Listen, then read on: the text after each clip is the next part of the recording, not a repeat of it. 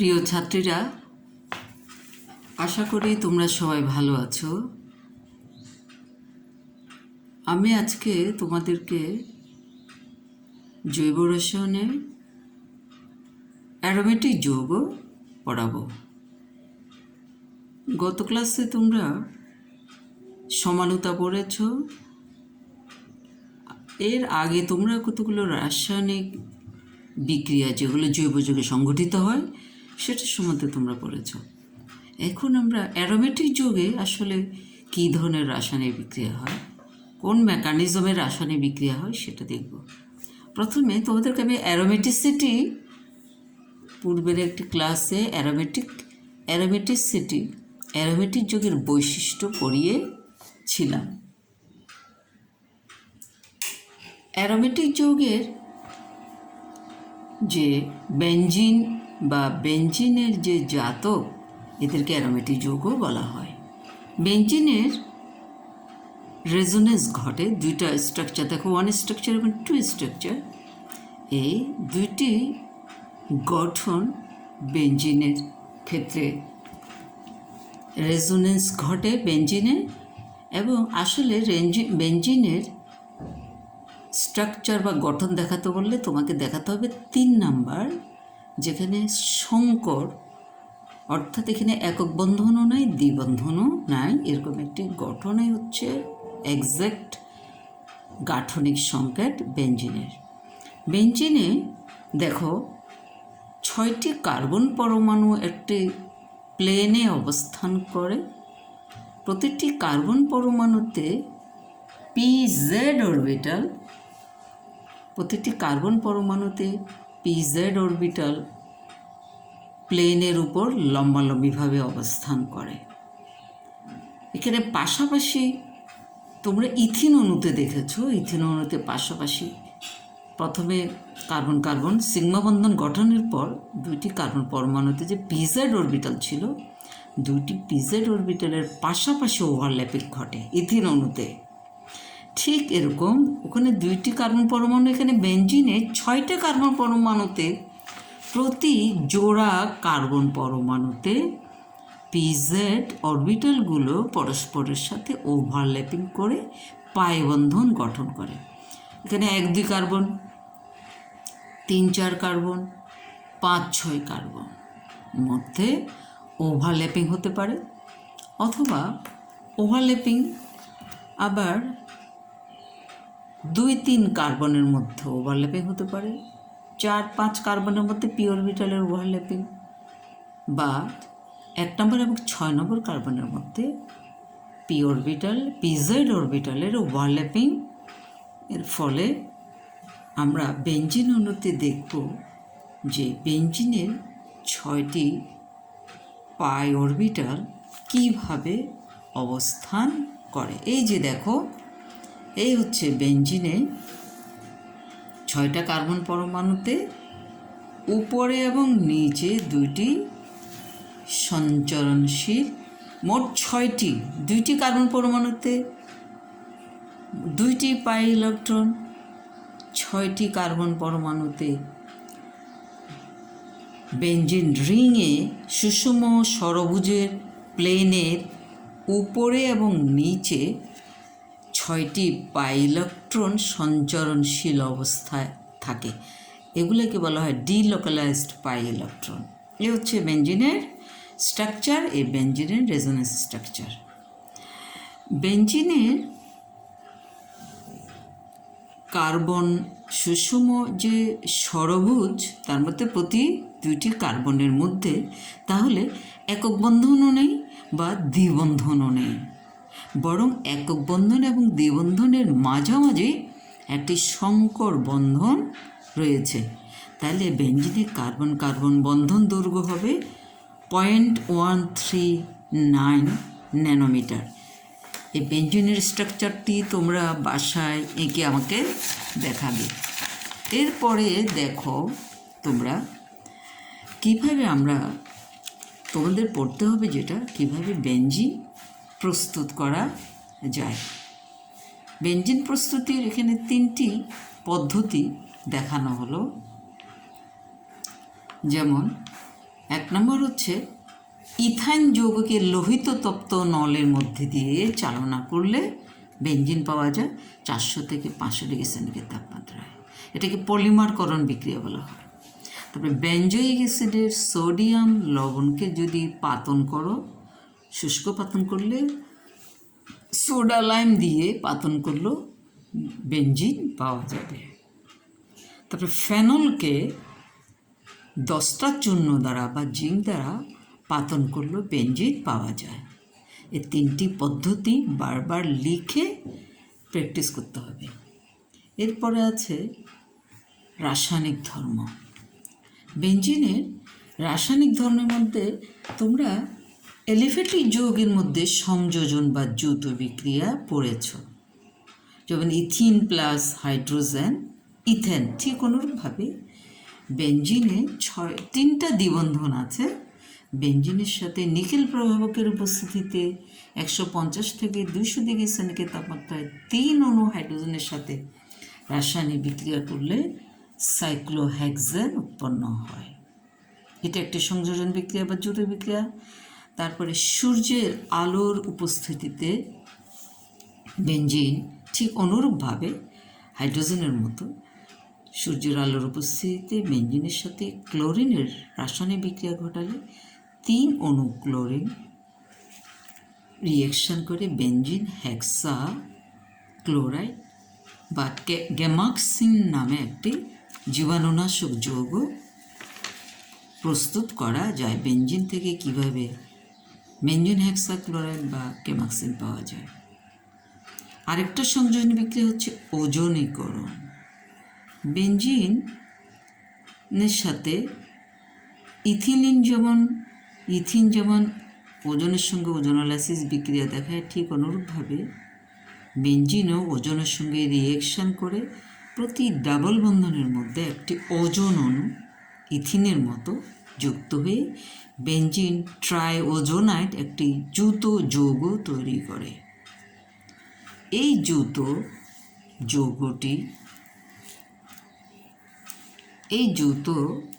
যৌগটি zinc পানি দিয়ে আর্দ্র বিশ্লেষণ করলে যে যৌগটি পাওয়া যায় সেটা হচ্ছে যৌগটি বিশ্লিষ্ট হয়ে CHO 3 অণু গ্লাইঅক্সাল এবং জিঙ্ক অক্সাইড পাওয়া যায়। এ হচ্ছে বেঞ্জিনের রাসায়নিক ধর্মের মধ্যে এটাকে বলা হচ্ছে সংযোজন বিক্রিয়া। বেঞ্জিনের সংযোজন বিক্রিয়া বা যৌথ বিক্রিয়া। এরপরে আমরা পড়ব বেঞ্জিনের প্রতিস্থাপন। বেঞ্জিন অণুতে কীভাবে প্রতিস্থাপন বিক্রিয়া ঘটে।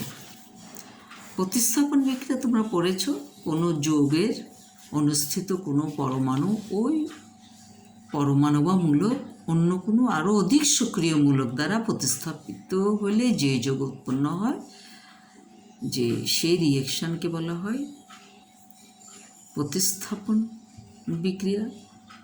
প্রতিস্থাপন বিক্রিয়া তোমরা এলিফ্যাটিক যৌগে পড়েছ। আমরা যেমন পড়েছিলাম নিউক্লিওফিলিক প্রতিস্থাপন বিক্রিয়া, অ্যালকাইল হ্যালাইড থেকে কীভাবে সোডিয়াম হাইড্রোক্সাইডের সঙ্গে রাসায়নিক বিক্রিয়া করে অ্যালকোহল পাওয়া যায়। এটা খুবই ফ্যামিলিয়ার উদাহরণ। তোমরা SN1 এবং SN2 বিক্রিয়া পড়েছ। এগুলো বারবার প্র্যাকটিস করবে। আগের পড়াগুলো প্রতিস্থাপন বিক্রিয়া, SN1 বিক্রিয়া, SN2 বিক্রিয়া। এইবার আমরা দেখব প্রতিস্থাপন। এটা ছিল নিউক্লিওফিলিক বা কেন্দ্রাকর্ষী। এবার আমরা দেখব ইলেকট্রোফিলিক বা ইলেকট্রন আকর্ষী প্রতিস্থাপন বিক্রিয়া। ইলেকট্রন আকর্ষী প্রতিস্থাপন বিক্রিয়া সাধারণত ইলেকট্রোফাইল দ্বারা ঘটে। ইলেকট্রোফাইলের মধ্যে যে সমস্ত বিকারক পরমাণুতে বা আয়নে ধনাত্মক চার্জ রয়েছে, ইলেকট্রোফাইল অর্থাৎ তাদের ইলেকট্রনের প্রতি আকর্ষণ থাকে। তোমরা একটু আগে দেখেছ বেঞ্জিনে 6টা ডিলোকালাইজড পাই ইলেকট্রন আছে।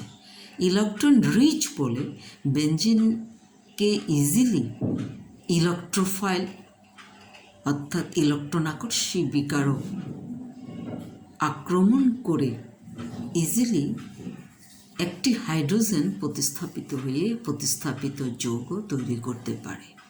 যেমন আমি তোমাদেরকে প্রথমে যে রিয়েকশনটা দেখাবো সেটা হচ্ছে নাইট্রেশন বিক্রিয়া। বেঞ্জিনের সাথে গাঢ় নাইট্রিক অ্যাসিড এবং গাঢ় সালফারিক অ্যাসিড যদি 60 ডিগ্রি সেলসিয়াস তাপমাত্রা বিক্রিয়া করে তাহলে নাইট্রোবেনজিন প্রস্তুত হয়। এখানে হাইড্রোজেন পরমাণুটি নাইট্রোনিয়াম আয়ন দ্বারা প্রতিস্থাপিত হয়ে নাইট্রোবেনজিন তৈরি করে। এই বিক্রিয়ার মেকানিজম বা ক্রিয়াকৌশলটা অবশ্যই তোমাদেরকে জেনে রাখতে হবে। মেকানিজম কি? ইলেকট্রন আকর্ষী বিকারকটি প্রথমে তৈরি হবে, যেমন নাইট্রোনিয়াম আয়ন তৈরি হবে কিভাবে? নাইট্রিক অ্যাসিড আর সালফারিক অ্যাসিডের রাসায়নিক বিক্রিয়ার মাধ্যমে নাইট্রোনিয়াম আয়ন তৈরি হয় প্রথম ধাপে। তারপরে নাইট্রোনিয়াম আয়ন বেঞ্জিনের ডিলোকালাইজ সঞ্চারণশীল পাই ইলেকট্রন বলয় দ্বারা আকৃষ্ট হয়ে তার সঙ্গে যুক্ত হয়। তারপরে একটি সিগমা কমপ্লেক্স বা কার্বনিয়াম আয়ন গঠন করে, এটা দ্বিতীয় ধাপে। তাহলে প্রথমে ইলেকট্রন আকর্ষী বিকারক তৈরি হয় প্রথম ধাপে। দ্বিতীয় ধাপে বিকারকটি বেঞ্জিনের সঞ্চারণশীল ডিলোকালাইজড পাই ইলেকট্রন দ্বারা আকৃষ্ট হয়। তারপরে একটি কার্বনিয়াম আয়ন গঠন করে। তারপরে তৃতীয় ধাপে কার্বনিয়াম আয়নটি প্রোটন ত্যাগ করে কার্বন NO2 বন্ধনটি গঠিত হয়, হাইড্রোজেনটি ত্যাগ করে প্রোটন হিসাবে, তাহলে নাইট্রোবেনজিন তৈরি হয়। এই তিনটি ধাপে বেঞ্জিনের থেকে কীভাবে নাইট্রোবেনজিন তৈরি হয়। এখানে নাইট্রোনিয়াম আয়ন দ্বারা যে বিক্রিয়া ঘটে বেঞ্জিন থেকে নাইট্রোবেনজিন প্রস্তুতি, এই বিক্রিয়ার মেকানিজম বা কৌশল তোমরা অবশ্যই বারবার রপ্ত করে আমাকে একটু হোমওয়ার্ক করে দেখাবে। এরপরে আরও কতগুলো রাসায়নিক বিক্রিয়া, ঠিক একই মেকানিজমে আরও কত রাসায়নিক বিক্রিয়া। তোমাদেরকে আগে আমি রিয়েকশনগুলোর কথা বলেছিলাম, এবার আরেকটু স্মরণ করার চেষ্টা করো। যেমন ফ্রিডেল ক্রেফট বিক্রিয়া, বেঞ্জিনের সঙ্গে অ্যালকাইল হ্যালাইডের রাসায়নিক বিক্রিয়ায় বা মিথাইল ক্লোরাইডের বিক্রিয়ায় অনার্দ্র অ্যালুমিনিয়াম ক্লোরাইডের উপস্থিতিতে টলুইন উৎপন্ন হয়। দেখো বেঞ্জিন থেকে টলুইন, এই যে মিথাইলমূলক বা অ্যালকাইলমূলক টলুইন বা ইথাইল ক্লোরাইড হলে টলুইন ইথাইল বেঞ্জিন তৈরি হবে, হ্যাঁ, বা অ্যালকাইল বেঞ্জিন তৈরি হবে। অ্যালকাইল হ্যালাইড দিলে আমরা পাবো অ্যালকাইল বেঞ্জিন, এটাকে বলে ফ্রিডেল ক্রেফট বিক্রিয়া। ঠিক একই বিক্রিয়া আমরা যদি অ্যাসাইল ক্লোরাইড দিই, অ্যাসিটাইল ক্লোরাইডের সঙ্গে বেঞ্জিনের রাসায়নিক বিক্রিয়া অনার্দ্র অ্যালুমিনিয়াম ক্লোরাইডের উপস্থিতিতে অ্যাসিটোফেনন তৈরি করে বা অ্যাসাইল বেঞ্জিন উৎপন্ন করে। এই বিক্রিয়াগুলো তোমাদেরকে খাতায় লিখে প্র্যাকটিস করবে, কয়েকদিন লিখে আমাকে অবশ্যই দেখাবে। প্রতিদিন লিখে সকালে প্রতিদিন একটু মনে করলে তুমি অবশ্যই রিয়েকশনগুলো মনে থাকবে। যেহেতু বেঞ্জিনে এর কয়েকটা রিয়েকশন অন্তত প্রতিস্থাপন বিক্রিয়া তোমরা মনে রাখবে, যে অ্যাসিটোফেনন বা acyl chloride, alkyl benzene, acyl benzene কীভাবে তৈরি হয়। এরপরে আরেকটা প্রতিস্থাপন বিক্রিয়া তোমরা দেখেছ, হ্যালোজেনেশন বিক্রিয়া। আয়রন বা অনার্দ্র অ্যালুমিনিয়াম ক্লোরাইডের উপস্থিতিতে বেঞ্জিনকে ক্লোরিনের সাথে রাসায়নিক বিক্রিয়া ঘটালে ক্লোরোবেঞ্জিন বা এটাকে বলে হ্যালোজেনেশন। ক্লোরোবেঞ্জিন, ব্রোমিন দিলে ব্রোমোবেঞ্জিন, আয়োডিন দিলে আয়োডোবেঞ্জিন তৈরি হয়। এই ক্লোরোবেঞ্জিনের সংকেত দেখে নাও। তারপর এটা হচ্ছে হ্যালোজেনেশন বিক্রিয়া। এটাও মেকানিজম ঠিক নাইট্রেশন বিক্রিয়ার মতো, একই মেকানিজমে তোমরা প্রত্যেকটা রিয়েকশন দেখে নেবে। নাইট্রেশন বিক্রিয়ার মেকানিজম বুঝলে হ্যালোজেনেশন বা অ্যালকাইলেশন সব বিক্রিয়ার মেকানিজম বলতে পারবে। এরপরে সালফোনেশন বা বেঞ্জিন সালফোনিক অ্যাসিড মূলক SO3H মূলক যখন একটি হাইড্রোজেন প্রতিস্থাপিত হয়ে যখন বেঞ্জিন সালফোনিক অ্যাসিড মূলক যুক্ত হয় তখন একে বলা হয় benzene sulphonic acid.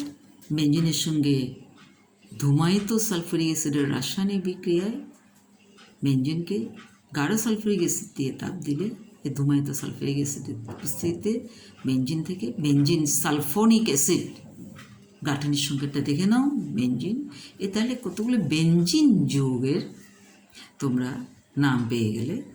Chlorobenzene, nitrobenzene, benzene sulphonic acid, toluene, acetophenone, এগুলো হচ্ছে অ্যারোমেটিক যৌগ। এগুলো একক প্রতিস্থাপিত যৌগ। বেঞ্জিন থেকে একটি হাইড্রোজেন একটি সালফোনিক অ্যাসিড মূলক দ্বারা প্রতিস্থাপিত হয়েছে। এখানে বেঞ্জিন থেকে একটি হাইড্রোজেন ক্লোরোনিয়াম আয়ন দ্বারা প্রতিস্থাপিত হয়েছে। এগুলো হচ্ছে একক প্রতিস্থাপন, বেঞ্জিন অণুতে একক প্রতিস্থাপন। এবার দেখো বেঞ্জিন থেকে দ্বি প্রতিস্থাপন কীভাবে হয়, বা তিনবার কিভাবে তিনটি হাইড্রোজেন প্রতিস্থাপিত হলে কি পাওয়া যায় সেটা একটু দেখো। বেঞ্জিন থেকে আমরা একটা হাইড্রোজেন প্রতিস্থাপিত হলে গাঢ় সালফিউরিক অ্যাসিড এবং গাঢ় নাইট্রিক অ্যাসিডের সঙ্গে রাসায়নিক বিক্রিয়া করালে নাইট্রোবেঞ্জিন তৈরি হয়। এই বিক্রিয়ায় একটা প্রশ্ন লিখে নাও, বিক্রিয়ায় গাঢ় সালফিউরিক অ্যাসিড কেন ব্যবহার করা হয়? প্রশ্ন লিখো, গাঢ় সালফিউরিক অ্যাসিড কেন ব্যবহার করা হয় নাইট্রেশন বিক্রিয়ায়?